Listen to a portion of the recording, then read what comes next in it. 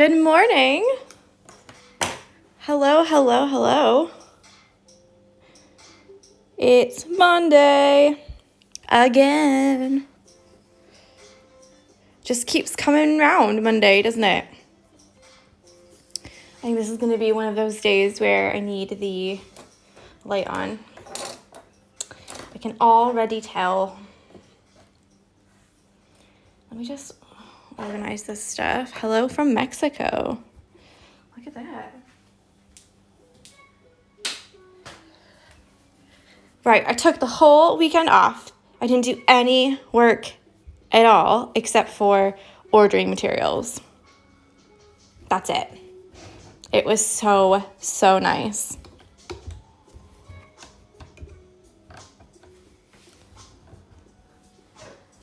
So I'll get around to uploading the videos from Saturday and Sunday on to YouTube today. Because today all I'm doing is packing kits. So I'm going to try and get as many of those out as I can. All right, so today is kind of a two-deal thing. We've got to finish our last guy here. This one, hello from Denmark. And then I'm going to show you how I finished the back of my embroidery hoop. So it's the same way I've always done it. And I'll tell you why I do it that way. And then I'll show you a couple different ways that you can, or tell you a couple different ways that you can hang or display your hoop. So with that, good morning, Carrie. Good morning, Sarah. Let's get started. So I've chosen the same color yellow almost. That's the detail in the Black Eyed Susans. It's just like a mustardy kind of yellow. I kind of wanted to go darker, but I think next to it, it might be a little bit, if it's too dark, you know? I thought about doing like this color. Maybe I will still do that. Just a little bit darker. We'll see. And so first we have to do the stems here. So, ooh, Carrie said my kids are doing embroidery and her son is 5. Show me what he makes and I'll post it. So fun. So by this time, you should know a bunch of different ways to do a stem. And I'm going to let you choose whichever one you want, whichever one was your favorite, whichever one you felt like. I think I'm going to go for a long straight stitch. And we haven't really done this yet, but it's just like a back stitch, except I do one long straight stitch every time that I connect something to it. That's it. So for this one here, we'll start up here, and I'm just going to fill this in a little bit. I've got 3 strands.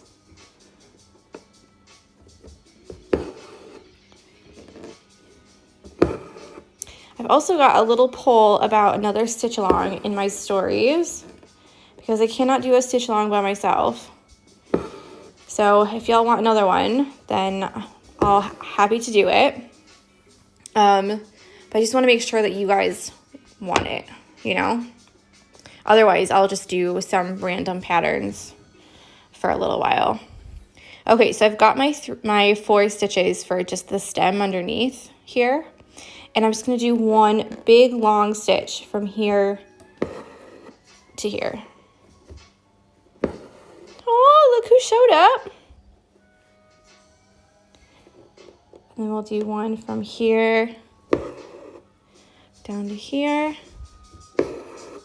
Just a long straight stitch. Good morning.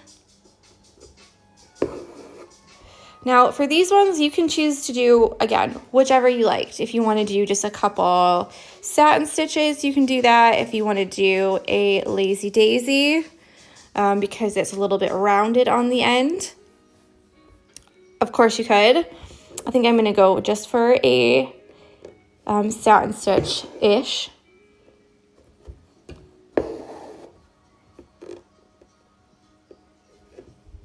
Hello.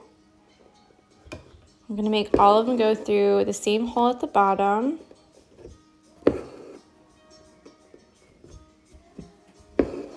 Hello from Denmark. Is that 2 people from Denmark now?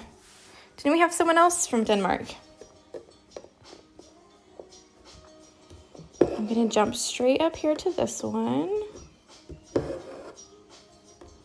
And with these, all I'm doing is making more stitches at the tip and putting them all through the same hole so they're a little bit pointy. That's all.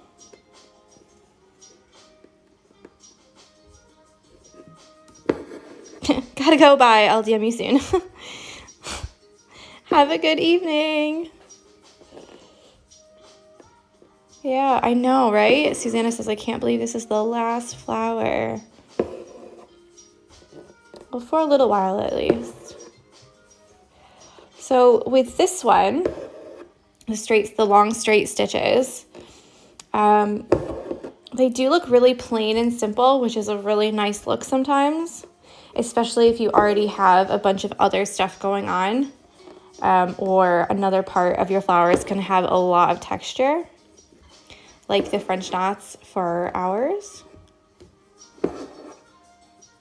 Now, the very tops of these are going to be filled with French knots, so it doesn't actually matter like how neat and nice and tidy the tips are up here where I'm stitching right now, because we're gonna cover it up.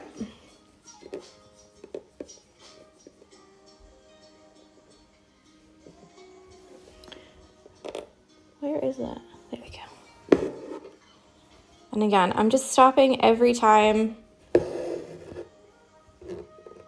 that there's another little leaf or something coming off the top of it. Not the top of it. Out from it. What color? Girl, you know I don't keep track of that. This color. I didn't write a name, but this color. I'm sorry. I'm so bad at it. And you know what? I started doing it recently, like within the last maybe 6 or 7 months. But I still have so many colors that I just never bothered to write the number on, because I can color match them really easy just by looking at it. So until I started doing patterns really seriously, like last year or the year before, until I really started doing patterns, I just didn't care. I was like, well, I'll always find it, so that's fine. But now I'm always having to color match. And when I went to the States last summer, I bought a color chart, but it just has pictures in it, and it doesn't have the actual thread samples. So I need to go to the DMC website and just order one, just suck it up and order one. They're so expensive for England though. I think they're like 20 pounds, which is like about $25, $23. Where before, I think they were like, I don't know, 15 or something in America.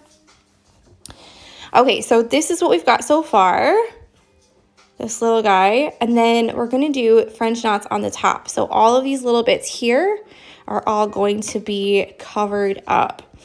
Now, of course, you could do less, like leaves or like little shoots that come off. That's okay.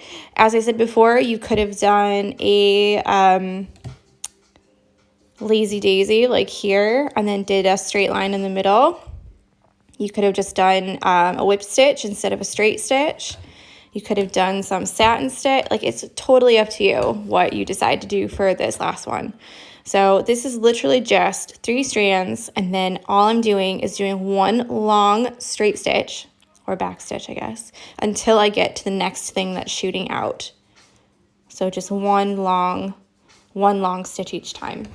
So let me flip this over. Hello. Wow, lots of people joining today. Because it's the last day, is that it? You just want to make me cry, don't you?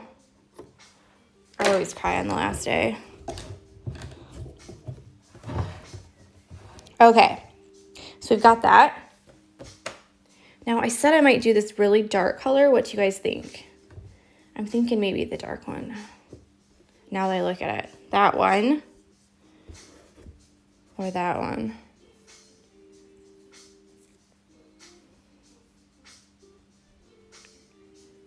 Dark? Or light? Whoever says it first, I'll just do that. I don't know. Dark. I'm gonna trust Jessica. That's 2 for dark already. Oh my goodness. Okay, so far here, I've got 4 strands. And that's probably a good number. You could do 3. This is just what I've picked up out of my scrap pile. So I'm not going to bother with like splitting it even more. I'm just going to adjust the wraps until I get the size of French knot that I want. So as you know, you can do 1, 2, or 3. I wouldn't do more than 3 because otherwise the knot tends to be a bit too tall and it like kind of falls over a little bit. But again, experiment. It's up to you. So I've got 4 strands here. Let me just, didn't get the knot at the end.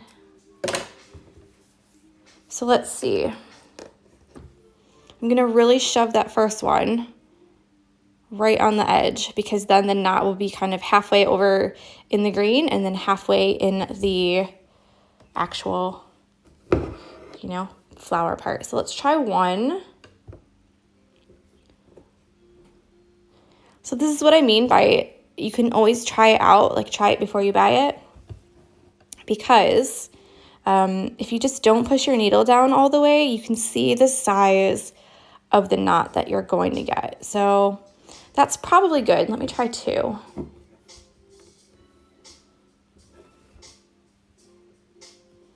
I feel like that's too big. I'm gonna do just 1.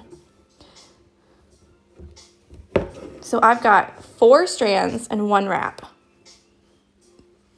to make that size. And I'm gonna get it really on the edge here so that it covers up that line of green. Now you can make these bigger or smaller. It's up to you. Tonally. It just depends on what you like.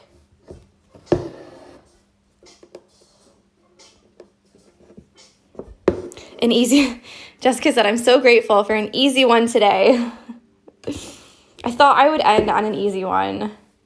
But also it gives you a bit of a chance to make your own decisions and try, because I know a lot of people the whole time I'll get messages like, how many strands or how many wraps or, you know, oh, I don't want to mess it up. Hun, you're not going to mess it up.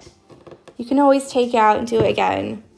But it's really nice to be able to like, to do one by yourself, basically, just so you can make your own choices, however you want the stem to be. You're not going to mess it up. And you know that because we've already done every possible stem that I could think of, really.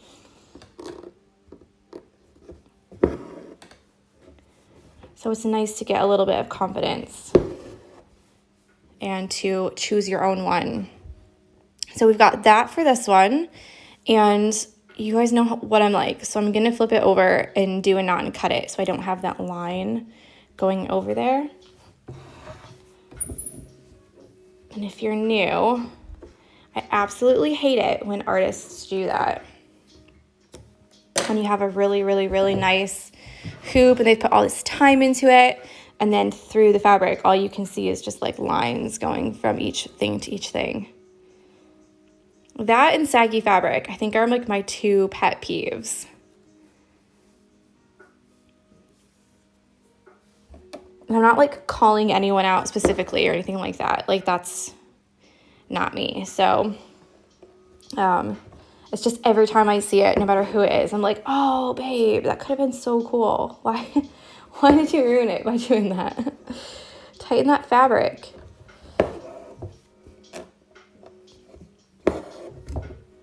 Oh, someone said use the light for the middle one. Yeah, I could have done that.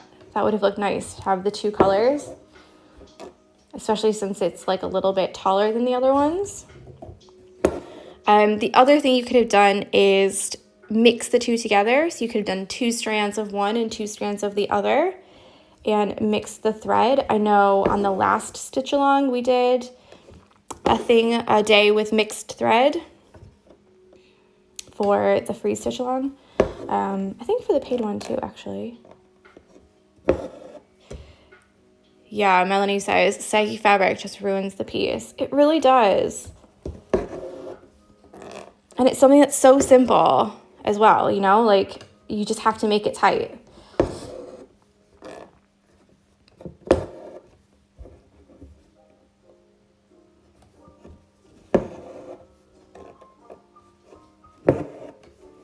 I know some people like to do the,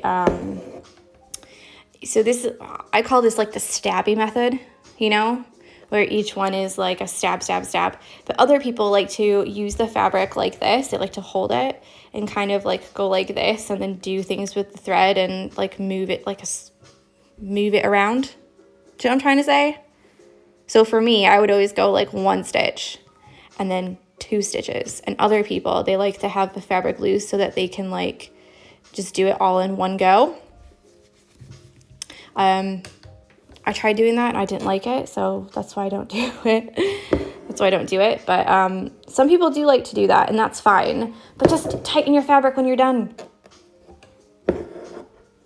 Olivia says, mixing threads is a game changer. Yeah, I feel like you can get a really nice, like a different look to it, you know, when you mix them. Especially if you just need like a little bit here or there, like a touch of something. Instead of doing 2 passes, you could just do 1 with the different colors.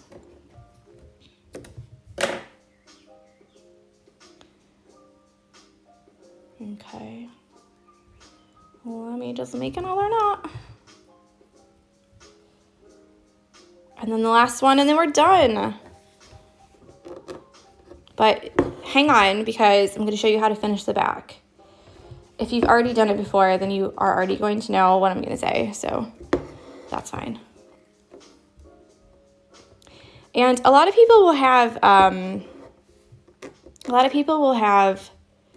different ways to do the back. So I know some people glue it. I know some people will take like a piece of cardstock and put it behind there, like and glue the cardstock to the wooden hoop.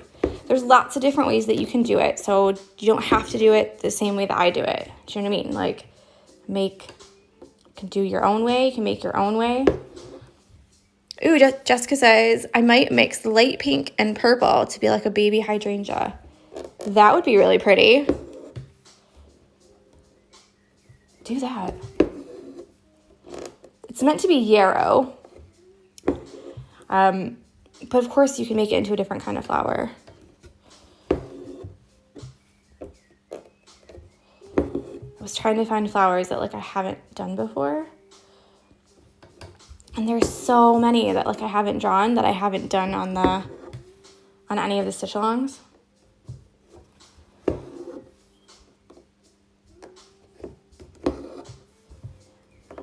And I'll try to make a, do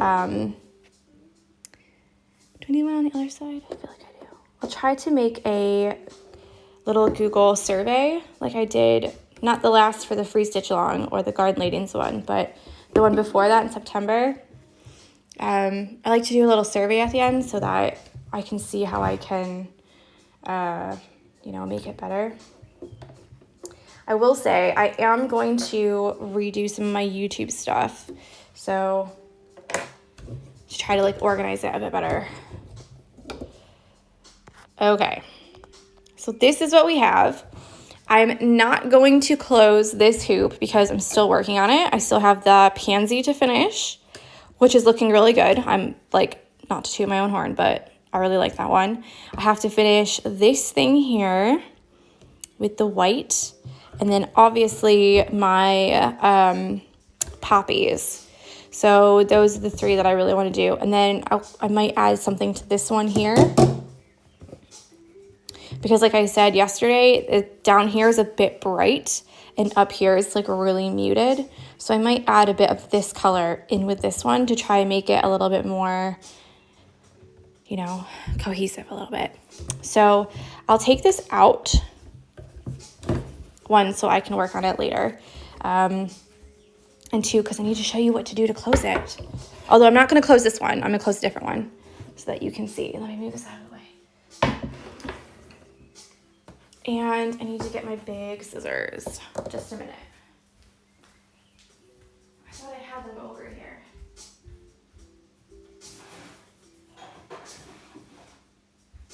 Okay.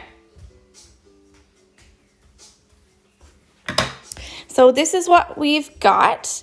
Before you close any hoop at all, no matter which way that you do it, you can, my pant strings. It doesn't matter which way that you decide to finish it. What I like to do is I like to go through and tighten this. So I'm using my stomach here and I'm pulling it as tight as I can, pulling it and pulling it and pulling it and pulling it all the way around. And whilst you're working on it, the outer hoop might be taller than the inner hoop. That's okay. You're just going to push it down so that they're about level. Yeah. And then very, very last thing is you're going to make that as tight and tight and tight as you can. Obviously, I've left out one really important step, and that's to blow dry all of your marks off. I can't because I haven't done this one yet. But when you blow dry it, all of these little marks, these little things that we didn't quite cover up, even these underneath the white part here, or if you kind of changed course a little bit, all of those will come off if you used the heat erasable Pilot Frixion pen. So be sure to do that before you tighten, before you do this very last kind of to snug it all up. You should have a drum sound just like we had at the very, very beginning when we started. So yeah, so there's that. I'll close this one up because this one needs to be closed up for one. And I've already blow dried all of the marks off. So you can tell it's literally just, except for this because I had to rewrite it. Yeah, so all the marks are gone. Yeah, good going.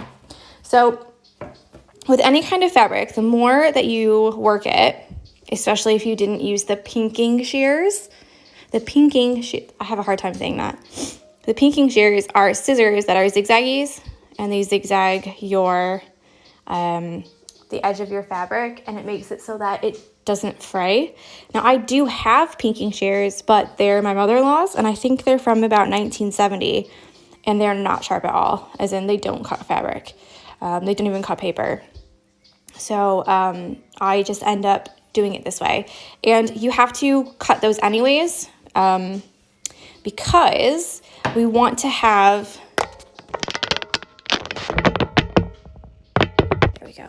We want to have an even amount from here to here all the way around. So I'm going to have to trim off some of these odd shaped things. So what I do here is I use these big scissors and I just cut, and I just guess. So it's not anything like scientific or anything like a measuring thing or mathematical, nothing like that. You just cut all the way around. And if they're a little bit, like if one side is a little bit longer than the other, then that's fine. Just trying to get all of these like scraggly bits off. Okay, so the next thing that I do is I'm going to take white thread, just plain white. You can use any color. If you have a dark fabric, I would use a dark color. I use white because I have white here, so it blends in. If you're using a dark fabric, I would try to use black or dark blue or dark gray, something that will blend in from the back. Now, the way that I do it is to lay it around the outside edge like this, and you just let it overlap a little bit and cut it. I've had these scissors for so long. Look at all the gunk on them from doing shipping. I need to clean them.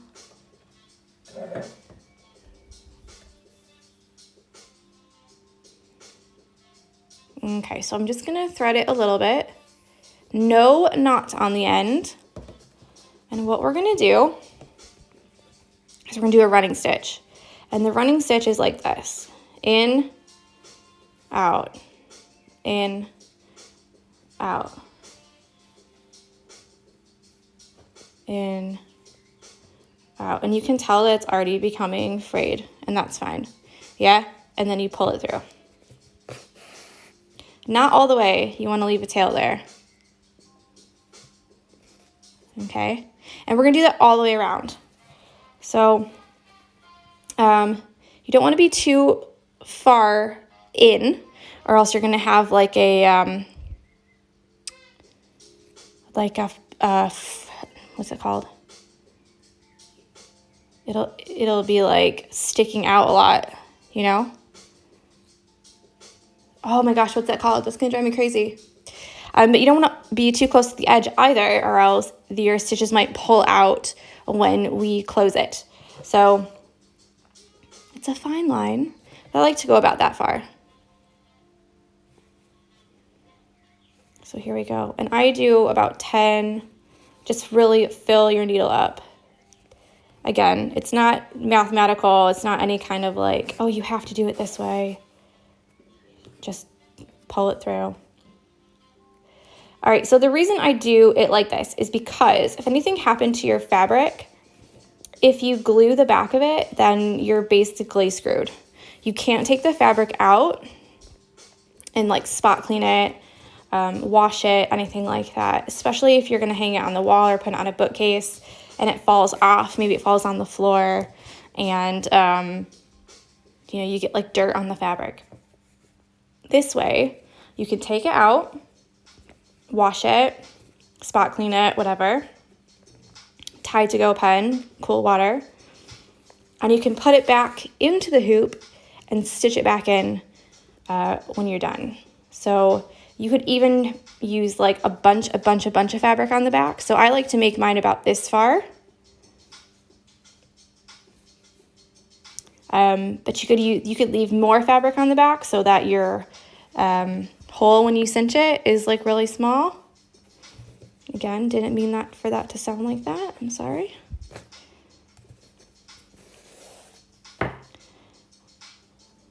Oh, goodness.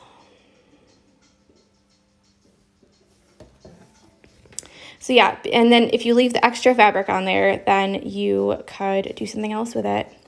So meaning that you could put it on your bookshelf for a couple years, and if you decide later that you want to frame it, there's extra fabric that you're able to do something else with it. You can make it into a pillow later, you can make it into whatever. So I remember one day my needle kept getting caught on the, well, it was getting caught on this because it's cut a little bit. And someone said, why don't you just cut the fabric? And it's like, well, because if I wanted to make that a square later, so if I wanted to take it out of the hoop and lay it flat, iron it lightly with a cloth on top, and then frame it in like a square or a rectangle, then I could. But if I cut it really short, then I'm really limiting what I can do with it. So obviously, well, you might not know, but I went to school for art education. So in art, a lot of things are ruined by the glue that they've used. And it's really difficult to get off, and it doesn't age well. So I'm not spending a couple hours on this and not have it last like forever, you know? I know I keep going out of frame because this is like the boring part. But there are other ways to do it. So if you didn't care about that, if you knew that you wanted to keep it in here, you can cut this really short, like to there, and you can use like a craft tacky glue, put it on the top here, and fold it over like that. Some people will take this out of the hoop and put another piece of fabric over and hoop all of it together. So it means that like you've got your embroidery on this side and a plain piece of paper on this side. Not paper, fabric. A plain piece of fabric on this side. And then they close it the same way I do. Some people will put the glue on there first, like that. And then they'll take a piece of card. I've just got this from our advent calendar. But you take a piece of card that's cut to a circle and then you glue it like that as well. So it's flat over the back. Hi, George. So it just depends on what you want to do with it. Olivia said, sorry, I didn't mean to put that emoji. I think my elbow did it when I was writing. That's okay. So yeah, there's lots of ways that you can finish your hoop if you want to keep it in the hoop. You could also take it out and like I said, you can lightly iron it because you will have a little bit of a circle indent crease all the way around. So you want to kind of put a piece of fabric over and just lightly iron the outside. You can make it into a pillowcase. You could put it in a frame. You can staple it to a canvas if you wanted to. Totally up to you. There's so many things you can do with it.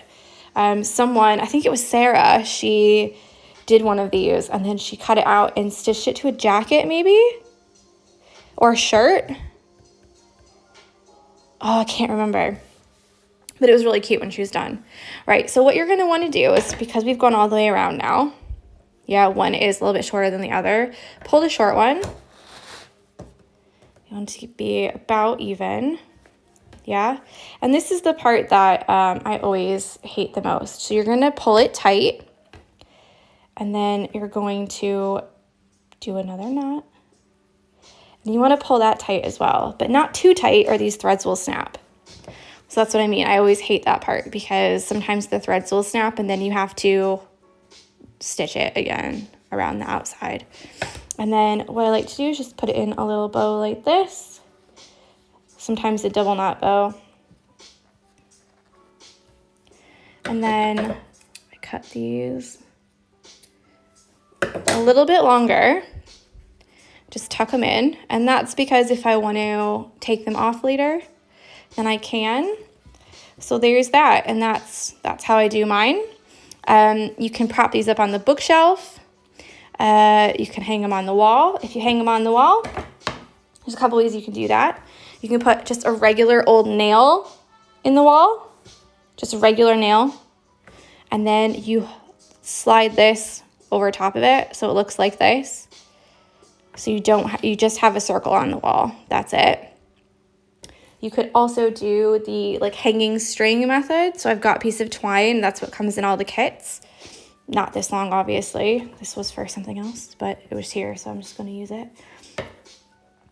And so yeah, that's like way too long, guys. But you could do a little piece of twine on there and you can hang it on your door. If you've got one of those door hooks at the top, you know, hang it down.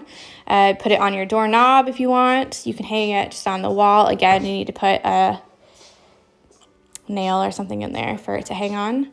But that way you'll have that line down and then the circle. So that's cute sometimes. Or you can just put it on a bookshelf. Absolutely up to you. So there we go. That is the end of the stitch along, guys.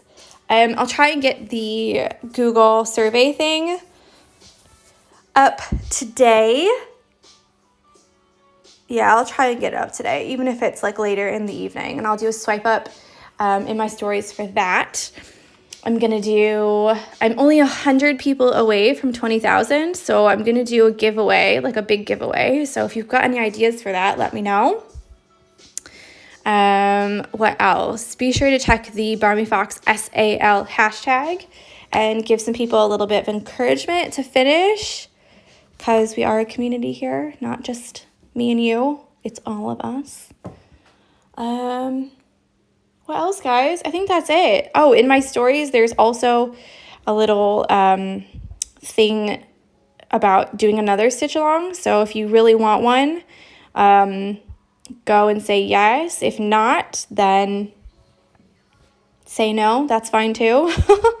But I don't want to do one if it's like, you know, if there's no point, there's no point. So if you're a little bit like, I need a break, I'm overwhelmed, that's okay. That's totally okay. You will not hurt my feelings, I promise.